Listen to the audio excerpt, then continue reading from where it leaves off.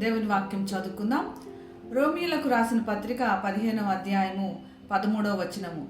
కాగా మీరు పరిశుద్ధాత్మ శక్తి పొంది విస్తారంగా నిరీక్షణ గలవారగుటకు నిరీక్షణకర్తయగు దేవుడు విశ్వాసము ద్వారా సమస్త ఆనందముతోనూ సమాధానముతోనూ మిమ్ము నింపునుగాక. రోమీలో ఉన్న విశ్వాసులకు, సంఘస్థులకు పౌలు దీవెనలుగా చెప్తున్నాడు. ఇదే వాక్యాన్ని చాలామంది బోధకులు కానీ పాస్టర్లు కానీ ఆశీర్వదిస్తూ, సంఘాన్ని ఆశీర్వదిస్తూ చెప్తుంటాడు. ఏం చెప్తున్నాడంటే, నిరీక్షణ కలిగిన దేవుడు మనకున్నాడు.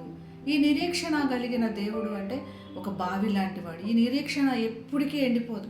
బావిలో మనం ఎంత కావాలంటే అంత తోడుకున్నట్టుగా దేవుని యందు నిరీక్షణ ఉంచితే మనకు కావాల్సిన సమస్త ఆనందము, సమస్త సమాధానం కూడా దొరుకుతుందంట. దేవుని యందు ఈ సమస్త ఆనందము, సమస్త సమాధానము పరిశుద్ధాత్మ ద్వారా. ఏమని చెప్తున్నాడంటే పౌలు, ప్రతి ఒక్కరూ మన పరిశుద్ధాత్మను పొందుకొని దేవుని యొక్క ఆనందం, సమాధానం పొందుకుంటామని.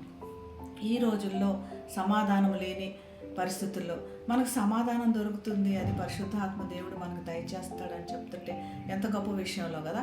మనసులో మనకి ఎన్నో ఆందోళనలు, ఎన్నో సమస్యలు ఉంటాయి. ఖచ్చితత్వం ఉండదు.